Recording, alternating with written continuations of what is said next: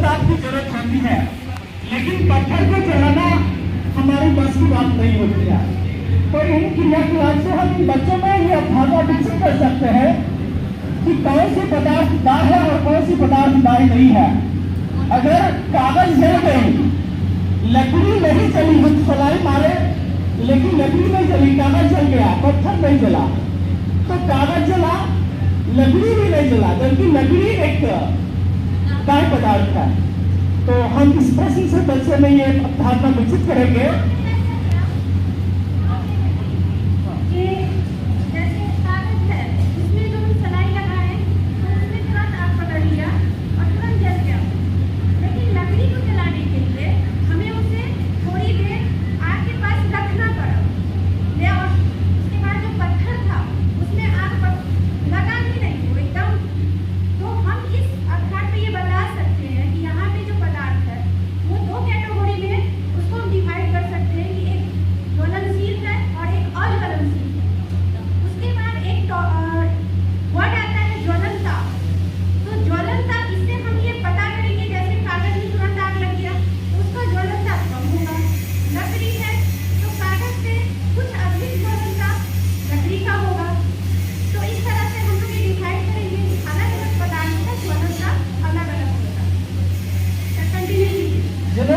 कहने का मतलब यह है कि हमने तो दिखाया कि कागज जल गई, लकड़ी नहीं जला, पत्थर तो जलने का पदार्थ ही नहीं है।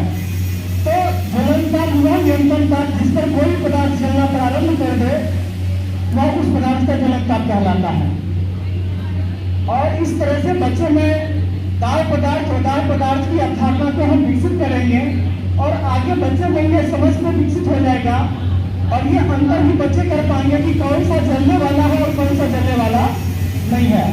अक्सर ये हम लोग देखते हैं कि दीपावली के दिन में कुछ बच्चे गलती कर बैठते हैं, मोमबत्ती को लेते हैं, काट के टेबल पर प्लास्टिक के चेयर पर जाकर के उसे रखाते हैं। अगर ये अवधारणा विकसित हो जाएगी बच्चे में कि काठ भी जल सकता है, प्लास्टिक भी जल सकता है, लोहा नहीं जल सकता है, तो निश्चित रूप से ये गलतियां नहीं होगी बच्चों के द्वारा और एक भयंकर आग लगने से बच्चे में यह विकसित हो जाने के बाद बच्चे ये गलती कभी नहीं करेंगे।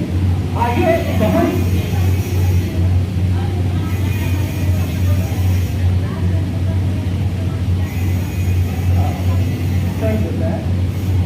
और बच्चे में ये भी विकसित हो जाएगी कि आग पर हम किस तरह से काबू भी पा सकते हैं।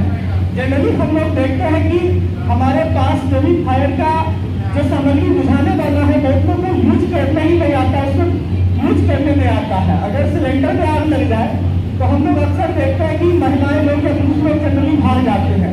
तो भागना नहीं है, उसको डट करके उसका सामना कीजिए और हर प्रयास ये है कि ऑक्सीजन का जो लेवल है वहाँ कम कर दीजिए। प्रयास हो कि खिड़की दरवाजे को बंद कर दिया जाए, ऑक्सीजन की आपूर्ति नहीं होगी, आपका आग स्वतः मिल जाएगा।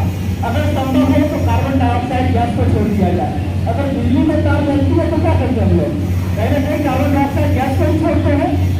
उसके बाद नहीं हो तो पाउडर को छोड़ा जाता है। तो समस्त क्रियाकलाप हमारा यही है कि आग को कैसे हम नियंत्रित रखें, आग से कैसे बचें और आग को किस तरह से हम उपयोग करें। Thank you.